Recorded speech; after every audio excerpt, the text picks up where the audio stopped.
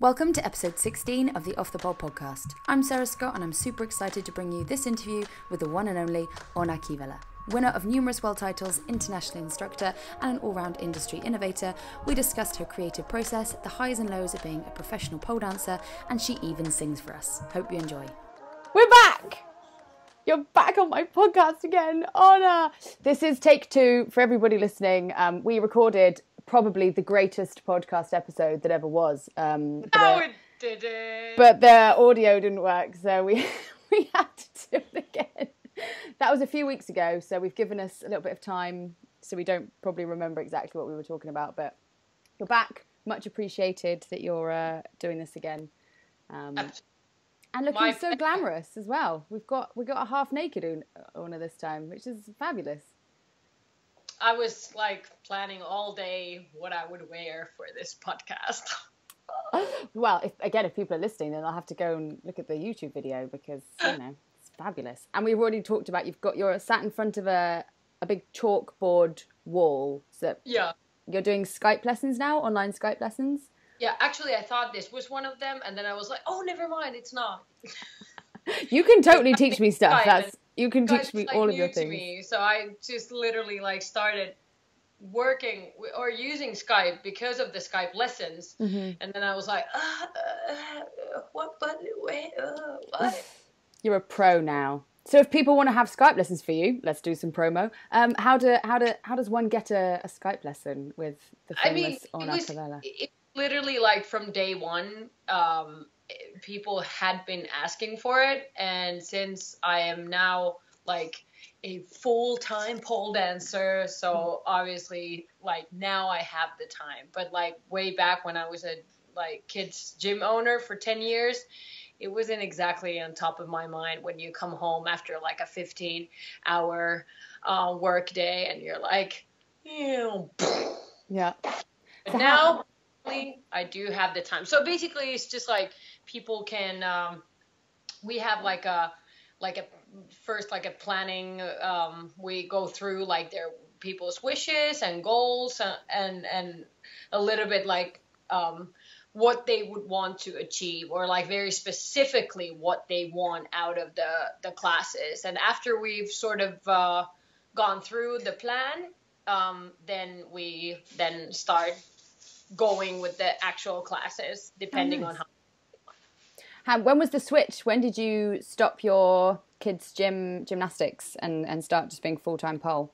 How recent was that? Pretty much 1 year ago, I made the decision. It was exactly 1 year ago, last summer, that I sold my part of the business to my business partner, but I still kept on working for 6 months, mm-hmm. and pretty much the first 7 months, 8 months that I've only been doing pole related stuff. Nice. And how are you finding it? How's the transition been? Have you been feeling like you've had more training time, or are you actually finding that you're ending up doing more of other stuff and not putting in as much training because you're less pressured to do so, or how have you found the transition? Well, if the people who has been maybe gone through similar, they understand. It's probably people are having kids and I'm doing this and I'm this is the biggest thing in my life ever. So it almost feels like you gave a huge, I think it was the times when I started thinking about it, I thought I could never do it. It's you're already so burned out and tired that it's such a burden to even think of a change that big. And that's actually what's really dragging you into the biggest sort of burnout, is because it is on an ideal level, it's such a huge thing that you're just so tired that you can't even think about it. You're just I could never, or you just keep on going, and always after a vacation you're no, now I have the energy, I'm gonna make up for all the mistakes I've done, I'm gonna do it so much better this time. And after the 3 months you're again in the same spot, no, something has to change. Yeah. So basically, for me, this is as big as like some people are having kids. That's right. Everyone's on their own journey. You can, everyone's got different priorities. But for me, it feels like a life change, sort of like that big. But in the sort of like of you would have a kid all the time and then you don't have it anymore. Yeah. But in a positive way. I speak like that about my dog. It's fine. It's like, I'm like, my dog was sick and now he's not. It just affected my life so much, And people are, actually talking about their children in the same way. Biggest sort of burden has, stepped off from my mind and like. And did you do it so that you could compete more, or just because you could spend more time teaching workshops or traveling? Like, what was the motivation for the big change? The thing is funny because I was still doing it. So I was literally like running my company full time, and I kept on, doing the Instagram stuff for Oona K. I was still teaching a lot. I was competing a lot. Mm-hmm. So it's weird that I'm still doing it the same way. Of course, now more, but still it doesn't feel like, because now I'm feeling like I'm working basically maybe like 20%, 30%, what I did before. So in a way, it feels weird that I have more time for Oona K, but still I'm just working so much less. So it's a weird controversy between that. But you seem very happy. You seem very happy about the change, so that's a good thing. Yeah. Yeah, it was very frightening. It was for the longest time, I was sure I could never do it. Like, I would never have the courage to sort of just say no. It's really hard. It's weird how, like, people would think, like, I'm this, person who would, like, be really straightforward. But then there was one thing for me that was the hardest thing. And it was really just say, no, I don't want to, but, or no, I can't anymore. But that became like the biggest sort of subject and the biggest problem of my life. Yeah. And now it's done. Now it's done. And now you're free to do what you like, which is awesome. Yeah.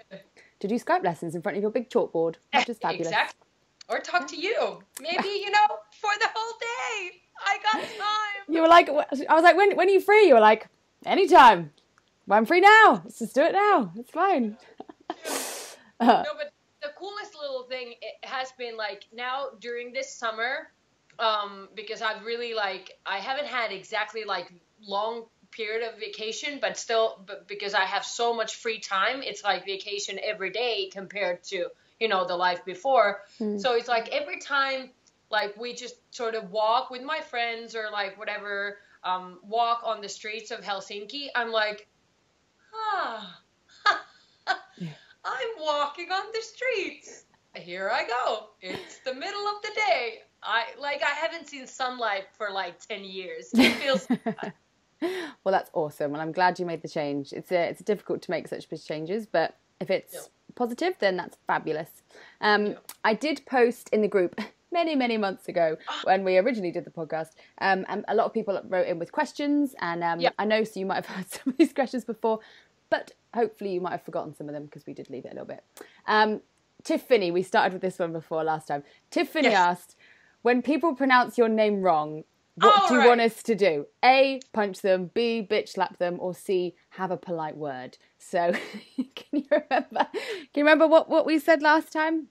Yeah, so it was basically, it was like, that was like 10 years ago, it was number 1. And then like 5 years ago, it was like number 2. And then like now, 10 years like after, now that I'm like a non-burned out, non-stressed out, more mature, now it's just a polite word. And now it's not even like, get back in here. I'm just like, hey, it's Oona, no big deal. Because a lot, especially in the English community, I think is probably one of the worst for this. They pronounce it Oona because of the double O. So you get called Oona quite a lot, and it's Oona. And there's a little song that you can sing, which will help. You want to sing it? Oona, What's my name? Oh, no, no. What's my name? See, fixed it. It's Sorted. really good. I mean, maybe Rihanna would like to come and, sing it for me at some point She because should. She really should. I mean, she owes you that much. I think so. Because, I mean, obviously she's singing my name, so duh. Exactly. Some credit. Some credit.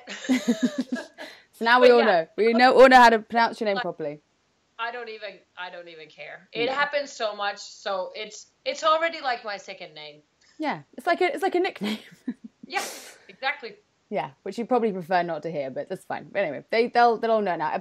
Everyone now is probably just going to sing to you when they say like, "Oh na na, how do I do this trick?" Etc. So yeah, so that was Tiff Finney's, very helpful. Thank you, Tiff. And Jenna Hammond, we spoke a little bit last time about Pole Theatre UK because you just recently won the drama category, and now recently you've just done the World Pole Sport competition as well, and they're like complete like polar opposite kind of competitions. Yeah. So Jenna's question was, your piece is always so interesting. It would be great to know the process of how you put them together. And I suppose it'd be quite nice to hear, like, is there a big difference between putting like a drama or art piece versus a pole sport piece? Like, is there a difference in mindset? Obviously, is the training different? Like, how would you compare? Yeah. So definitely yes. I think it's sort of like what could I explain? I would like just in a quick sort of sentences. I would feel like the art process it can be forced, and a sports comp process can be very forced, and not in a bad way. But I can force myself to go train a sports piece. I'm gonna write down. I'm gonna be like, okay, Oona, you're gonna do this, combination 5 times, then you're going to do this and this and this and this. But then when you need to go and create, and you can't just create something, what I need for a creative process is air. Mm-hmm. So I have a very creative mind. All I need to take care is my mind. So I basically cannot, I can force a little bit. Let's put it this way. Like, I can force transitions. I can force myself to work on, let's say, like, oh, now you need to work on that beginning, or now you need to work on that ending position, and I can, try different things and all that. But then when we need to work on X factor, I can force it. I need to take time and take time and take time, and again do a little bit of training here and there, but that's really the difference. What I need to be inspired. So a perfect example of me being inspired is it was Pole Art Cyprus, I think 2014, and I saw Olga Trifonova's piece there live, and I got so hyped about it. I went home. I was working on my IPC. No, maybe it was 2015. Sorry, it was 2015 Pole Art Cyprus. So I went home. Because it was like Pole Art Cyprus came pretty like close to IPC in Singapore, Hong Kong, whatever, somewhere there. And I came home and I was so full of energy. I was so full of inspiration that I changed everything in my choreo, and combinations just came to me. And I think the biggest difference of if people are seeing, let's say, creative minds, is if they get inspired, they don't copy what they saw. They just get highly inspired and they do what they can best. Mm-hmm. So sometimes you can get really inspired and just like, oh, I'm gonna take that move and just like, but it was a perfect example of getting sort of like life from a piece and going home to work on your own piece and just kill it at the training, like completely killing it at the training. And I went to IPC and I won. So it was, but that moment I remember really clearly. I just had maybe like, could it be like couple weeks just to go, or maybe a month, something like that, to go to IPC. I changed everything. I was just like, now I get it. And it's not a combination that you would get, it's a mood. Yeah. And that's, well, that could already go on to like a next subject. But when people are like, well, maybe it does go a little bit with this one too, like how do you come up with like original, and how do you sort of keep on winning? But when I hit that mood, then we're good. And I suppose that kind of ties back into your mindset. Like if you're looking after your mind, if you're giving yourself enough time to be creative, then you're more likely going to get into that mood to then allow yourself to create. Yeah. And it's really hard to like talk about the mood, but it's a mood when anything is possible. Like it's a flow. Literally everything is possible, and I'm like more than a superhuman. It's like, it's not me going, hey, let me come and try my best here. No. It's like you completely like just exploding, basically. But it's a very it doesn't look out as a very energetic sort of mood. It's very calm for me. Internal. I do, because I'm never calm, but when I can do my art, that's when I'm calm. And that's when I'm confident, and I don't all the time have to talk and try to make people understand what I'm trying to say. I can just shut the fuck up and do what I can do best. Yeah. It's that flow state, isn't it? Which is really hard. Like it takes a lot of practice to just get into that flow state. But if something can like switch you into that flow state, then you're like, why isn't it always this easy? Why am I suddenly being so like everything's just coming into line? Like, do you give yourself a specific amount of time to do a routine, or is it really dependent on like what you've got going on? Like I know some people need like, I need like at least 3 months to create a piece. 3 months is like a minimum. Like I can make a performance in 3 months. It's not going to be necessarily best unless I'm highly inspired. I can literally, sometimes I can do almost like a masterpiece just freestyling. If I know the song really well and I get into the mood, then we're good. Then we're really good. But that happens like once in a lifetime. It's not like, hey, let me start doing this every weekend. Yes, just chuck out a masterpiece on exactly on the weekend. But I like a year. A year? Half a year at least. I feel like this is probably where I've been going wrong. The only reason I haven't given myself enough time. Like, I'm like, I got a few weeks. That should be all right. But it's different, because it is really different. For me, it's like a hobby. For me, it's like,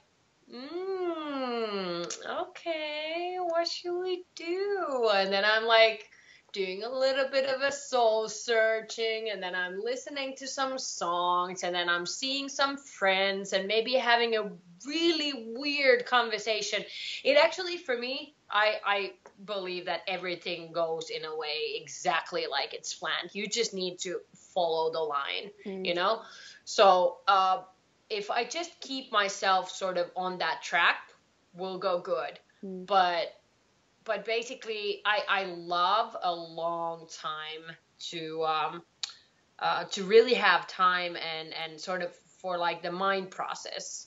Not even so much like the physical process. I get lazier and lazier now all the time, but I like postpone all the time, like how much I need to, like when I really need to work super hard on it, like on a full routine, I all the time just like push them. But something for that particular question, some like very specific difference would be like, my art pieces, I never run them fully. because I want to keep the freshness and a little bit of room for freestyle. For example, IPC, when I'm like the latest IPC 2015, there's like this moment when I always do that. It actually became, I missed the pole.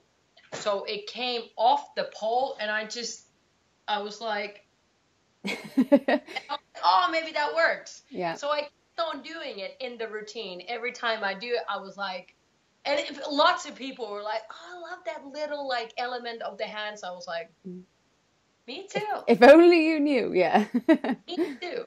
So I love these kind of things, and these kind of small little elements has to happen on stage. It takes a little bit more from the performer, but it can be done, and I like it that way. Sports competitions, in a perfect world, I would love to run them a lot. But they have to be a lot more precise though, and the angles and things like that. So that's just the preciseness. It's all about the angles, about the how many seconds, of all of that. And I honestly think that's so much harder than any art. For me, it's easy sort of to be in the mood and being artistic, but keeping everything like 2 seconds perfectly angled. Ooh. Yeah, it's a complete other, like it's a separate thing than pole dance. I really think that it's just another, they're just two completely different things. Like I don't do pole sport. I couldn't do pole sport. If you saw me on stage, you'd be like, she's not doing pole sport. My Skype training is maybe starting for you right tomorrow. Spongy! No, not doing it. C. Avery wants to know about your diet and how you manage to train so many things and be good at all of them. So are you just one of those annoying people that's good at everything, or do you have to? Yes, I was that annoying kid. Sorry, everyone. Whatever they did, they would pretty much get it like very, very quickly. Also, I think it's something to do with the mind. Well, let's go back to my childhood. You can pretty much trace it down. I had a dad who was constantly coming up with the weirdest little like imaginary sports for us. It was like me and my 4 cousins. So we were pretty much all the same age when we were small, and literally because we were super active. I come from a highly athletic family, both from mom and dad's side. So my dad would constantly come up with these weird games, and we would be so hyped about it. And it would be tennis, it would be anything from like small little cars to swimming to fishing to anything. So we got a really fun base in a way for all kinds of like, also the mind for competitions. We love competitions. We didn't think it was pressuring. We always thought it was fun. Yeah. And like lots of hand-eye coordination and just being really active and like lots of different activities and not getting just stuck on one thing. Oh, that's interesting. Yeah. And that's carried over, obviously, clearly into because you do like a lot of gymnastics training as well. And I've also seen recently you've got into Wim Hof's like breathing techniques and the ice bath stuff. Like, how have you found that? Has that affected your training? I know obviously it really affects breathing and the mind, and he's fascinating. If anyone wants to look him up after this podcast, I can try and link to it. It's amazing stuff. Yeah, it's definitely, because a lot of people also ask me about like, how can I control the nerves? And literally not just nerves, but when you're in a situation, let's say that you would get so angry that it's almost unbearable, or you would get so hurt that it's almost unbearable. So these sort of moments, lots of people get that confused that you shouldn't be feeling them. No, that's wrong. That's completely normal to be feeling them. But then we come to the next step, which is, can we control them? And if we can control them, it doesn't mean that it's just one moment. It's just that one moment when your boyfriend dumps you and you're like, okay, so. But it goes to everything. It just applies to the fact that you can control yourself. which has done a lot of good for me, obviously, because I'm sometimes a little bit uncontrollable. But so let's say now I've been more scared actually going on stage than I have before. Before it was like I was so hungry to get on stage, and nowadays it's a little bit like maybe it's also like pressure, because like like people almost expect a certain thing from you now, so you've almost got to like live up to that expectation and beyond to keep improving yourself. But then I sort of, because it's a little bit like when people say like I have this, people are expecting me, but actually it is only you. I don't think it's you putting that on to other people. Feel what other people are expecting. I think it's only you expecting from you. Yeah. I think the only one that actually hits you, even though you might say that it is the fact that what other people. But if they are expecting and you're not expecting anything, perfect. You know, you're not feeling it then. So anyways, whatever I was saying, just staying in control. Wim Hof, definitely, well, not him specifically, but the method, because I went to his seminar or took his course, like 2-day course. So going to the ice water, because even though I'm from Finland, I haven't done ice bathing a lot, like literally like 2 times, maybe like 5 seconds, and going into the ice water and understanding that the ice water won't kill you, right? But you get this reaction that, hey, get out, this is not good, Yep. Okay, it's just the reaction. But what if you could control that reaction? And I felt like if I can control that reaction, I could, in a perfect world, control a whole lot of other things that are causing me a lot of pain, in a way, like pain in my head or like pressure or whatever it is. If I can go to that ice water and stay there, I can do anything. Yeah. And I went into that ice water for like 2.5 minutes and I was like, okay, from now on, guys, I can do anything. Yeah. I have conquered the ice water. I can go on stage and do a pop performance. Yeah, it's exactly. all good. No, exactly. Like, dude, the ice water, that was like, in a way, the hardest thing ever. And being completely like, sort of like inside of you, just breathing. That was amazing. Yeah, no, it does look incredible. And there's the first part of that question that we come back to her diet. So I know this is very broad. People always want to be like, what's your diet? And that can be a hugely broad and ever changing subject. But if you have anything that you'd like to share with the listeners. In a way, my diet is super simple. I always have the same breakfast, pretty much. I don't know where it.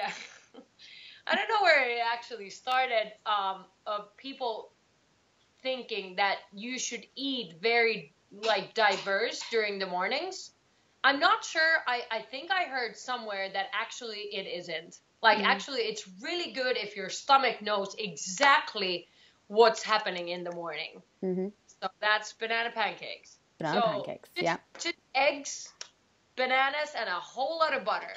I feel like it's really good to bring in the fat in the morning, like full hardcore and protein. That works like a charm for me. For my lunch, I eat probably a salad with like chicken and like a good full salad. I stop when I'm full. That's good for me. Sometimes when I have been eating a bit too much, I start to again look at my portions so that I wouldn't just like eat, because if I eat really fast, I will probably overeat myself because I didn't even, register that you're full. Yeah. And then in the evening, I would probably eat like sweet potato, rice, meat, veggies. That's it. Yep. That's all I eat every day. Same thing. Yep. I'm quite similar in the fact I like eating quite similar stuff. Like I don't need a lot of different food. I like find stuff that works and just stick to it. And then you know what's coming. You can prep for it. You can plan for it. Exactly. I know how my body reacts to it. So it's the best way sometimes. Megan wants to know if you think there's a dark side to the professional pole world, and what are some of the struggles that no one necessarily talks about that you might have experienced, and how, this is quite a long question, and how your attitude towards pole has changed over the years. So I can say that again if you need it, because it's quite long. No, I remember. Right. In a way, I gotta say, so I've been just following a little bit of some like other sports, let's say, not like fully, but just like getting a little glimpse here and there. Let's say like the dance world or like fitness. So I have to say, I think pole is doing pretty damn good. Yeah, I would agree. Everyone's like, oh, there's definitely going to be some bitchiness and we're going to have some like pole drama, but considering how many like big personalities are in the pole industry, I think we're doing pretty good. I think we're doing like surprisingly good, probably because I've like, matured. Or we just miss all the drama and we're just not, no one thinks to bring us in on anything, and we're just out of the loop. We're just not in with the cool kids, so we don't know any of the gossip. But okay, maybe, dude, I almost have to like start to come up with shit, but I wouldn't. Also, I have to say, I don't know so much about the dark sides. Maybe like, I mean, they seem so like ridiculous. It would be, somebody copying here and there a little bit, but I don't see like a big damage done. Maybe the only thing is that, but I wouldn't call it a dark side. I literally like have to think about like what would be the downsides at the moment in the industry, because I'm not feeling it it's probably hard. The wrong question for you right now, because you're in your bubble of change and happiness where you've just got all this freedom and you're working so much less. You're like, it's fine, everything's cool. Just eating my pancakes, so I can Skype all day, I'm happy. That's good. It doesn't have to be a dark side, and I think a lot of people, they might want there to be drama, and there doesn't always need to be. I think sometimes it's like there's a lot of pressure on. People might feel more pressure, or people might feel like there's a lot on their body if they're having to compete a lot or working too hard. Like there's a lot of overtraining potential, and some people do take it too far. But if you've matured into the industry like you have, and you've got to a point where you know your body and you know what you want from it, then you're not going to feel those dark side No, things. It's actually true. It's because you are actually feeling it too when you actually want to feel something. It's a bit like people getting hurt because maybe they want to get hurt in a way, and now I'm saying like emotionally more than like actually getting physically hurt. Like going and starting fights on the street. We're not saying that. Yeah. But I gotta say, maybe the only thing like what I actually was saying like the last time too is like I feel like we have this like sometimes even a bit over, but I don't think you can ever be over positive in a way. Like that's always a good thing. But what I'm saying, like if we want to find solutions, and if we want to sort of, I don't know, go forward with some stuff, I think because the people who are running certain like organizations or pole schools or whatever, they're like they're also big personalities in a way, and they're very sort of they take very seriously what they do and so on. So it's like this kind of like constructed criticism. I think like, let's say just an example, this girl wrote me to me on Instagram, and she was like, Oona, I gotta ask you, like, why on earth are your Skype lessons so damn expensive? And I was like, oh, okay, there we go.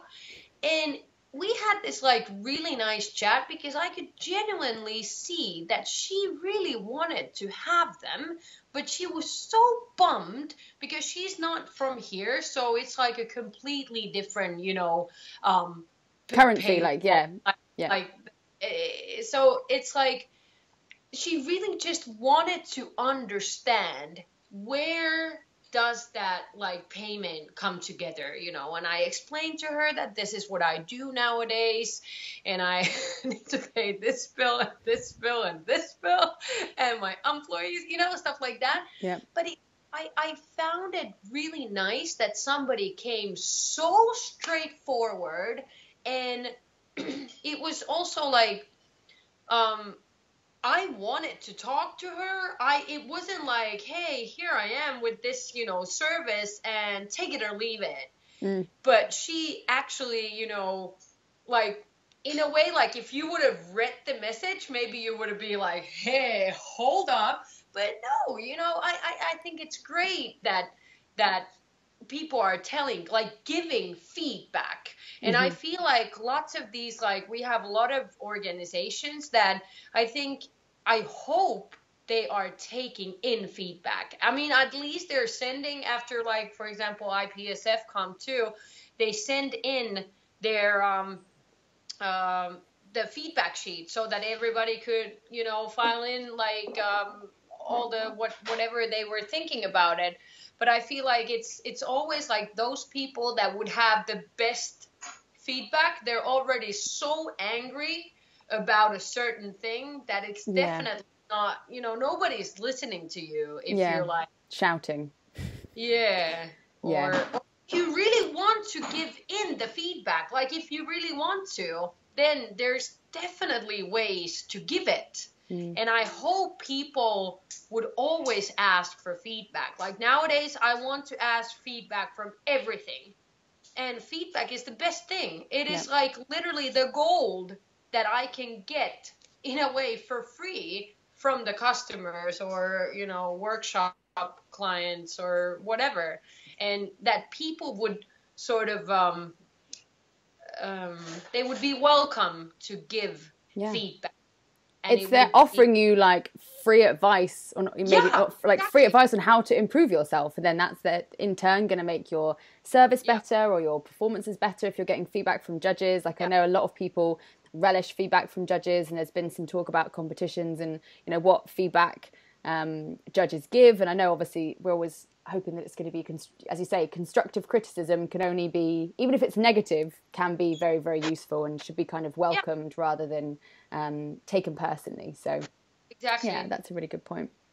Do you feel like social media in general, people tend to get quite elevated over certain points because they're more hidden behind a keyboard, or do you feel like it's just given us more opportunity to share feedback within each other? Like there's been some talk about some people setting up, or not certain people, but if you could have like almost like a Yelp thing for studios and workshops where people could share their reviews and experiences, like so people could see.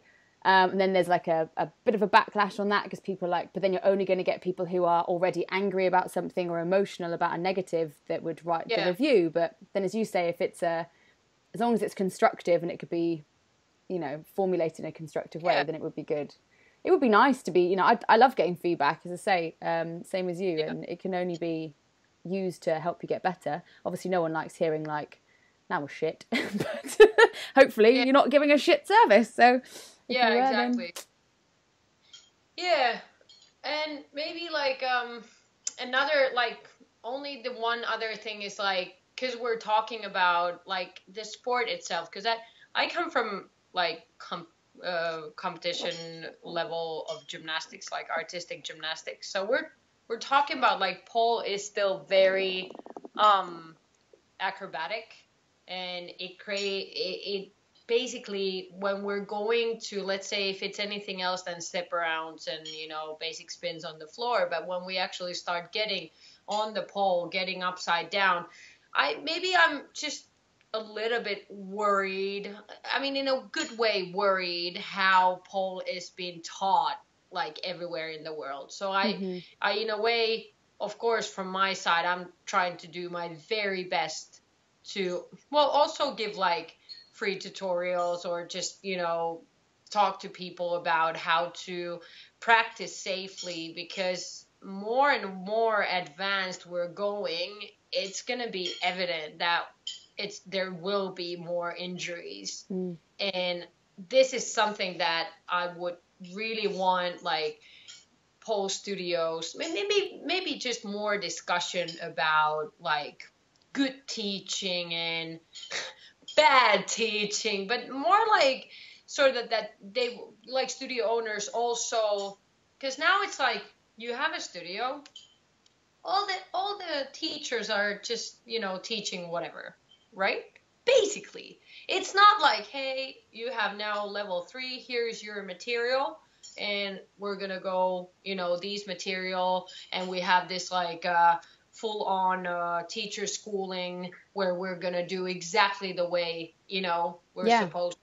Pretty rarely you see, I don't even know if there's like how would you call, like that the classes are already made like a full on material. That this is how we teach by the book. Like I've definitely been to some studios and they have like a syllabus, so they'll teach like very specific stuff, like, and you have to show that you can do these moves before you move up to the next level. And other studios it's more free, like mixed levels, just like come along, we'll just, you know, teach whatever we're teaching that week. And I think it's nice in a way that studios have that freedom to teach what they like, because you have so many different styles. But then, as you say, when you start getting into like contortion, flexibility and backflips and things like that, when it's more specialized, I think more training and more education is only going to benefit the industry as a whole. There's definitely some things that I wouldn't teach because I don't have the background in that, you know, that area. Like I wouldn't be teaching contortion. I'm not a contortionist. I don't have that background of experience, so I stay away from that.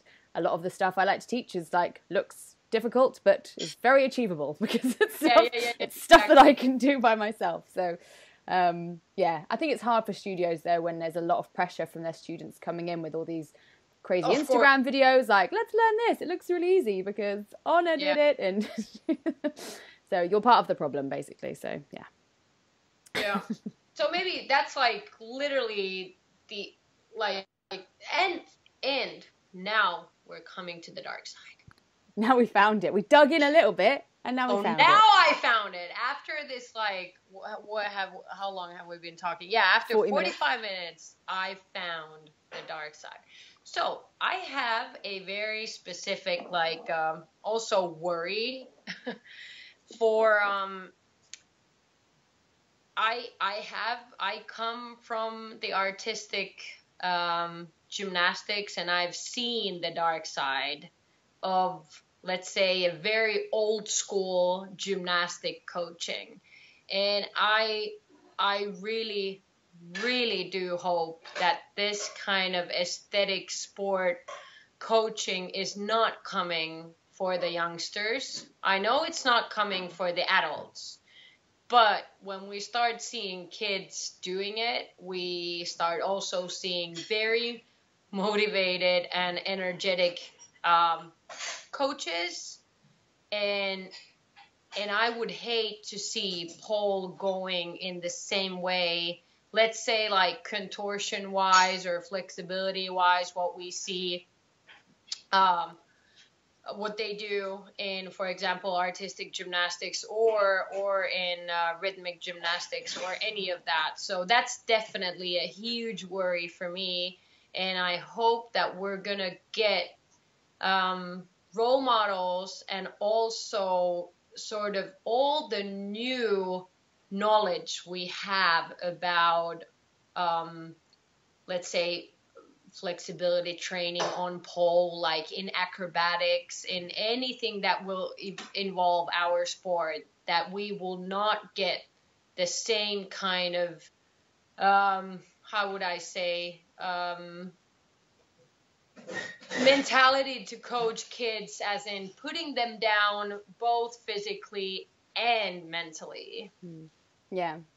No, I think that's a very good point. And it's something that, you can definitely see the potential for it to creep in because, you know, it is getting so popular and it's spreading so wide, and there's a lot more kids getting involved nowadays, and their bodies are just so supple. They make everything look so easy, and got these kids doing, you know, crazy stuff, and I just look at them and just think like, it would have been great to start that young, but also are you going to still have the same love for it if you've been drilled into doing pole from such a young age that it doesn't become something that's fun? It becomes something that's just too competitive.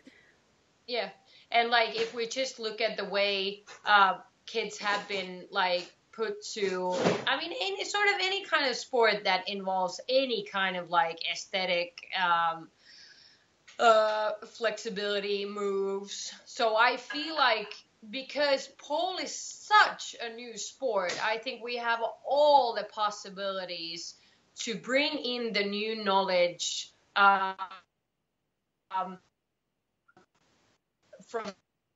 new coaches, sort of who really undercome or like done that kind of training. Because a lot of times, of course, these people who have done it, they want to continue doing that, and they want to go from that mentality because they're seeing how well it works and how effective it is.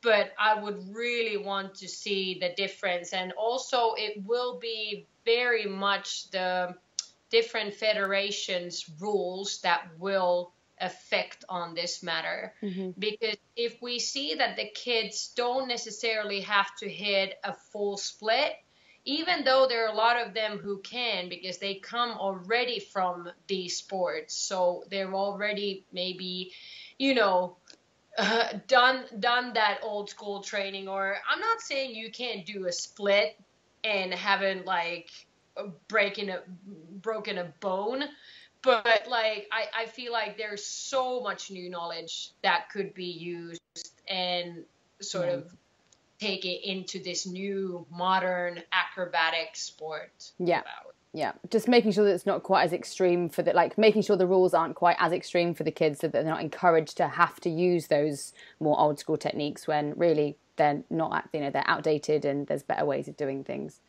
Yeah, I would concur. I would agree.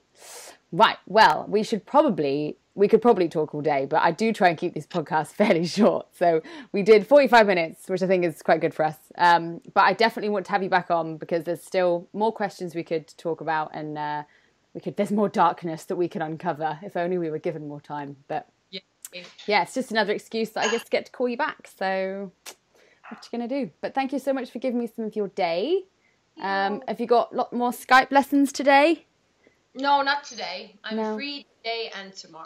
Well, I'll have to have a Skype lesson with you myself one day. You can teach me your ways of organising my training. So we have to do it for like your podcast.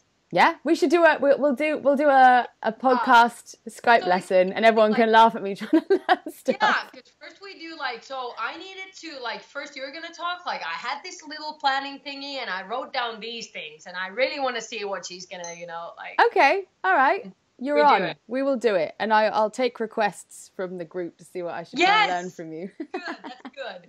It's because I had this question. It's what would you do if you could spend 60 minutes with me? Mm-hmm. And then people would list all the things they would want to learn. There was not one perverted comment. That's good.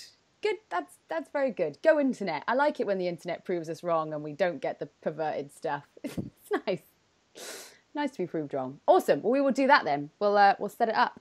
I'll meet you in my pole studio when I've got my poles, because I'm still waiting on my poles. But yeah, awesome. Thank you very much. Nana, what's your name? Nana. Right. Catch you later, lovely. Bye. Bye. Loved chatting to this lady, and thank you to everyone who submitted questions. You can check out the transcript and link to Oona's social media on the blog section of the Off the Pole website. And if you have any follow-up questions, please let me know, as I'd love to have her back on.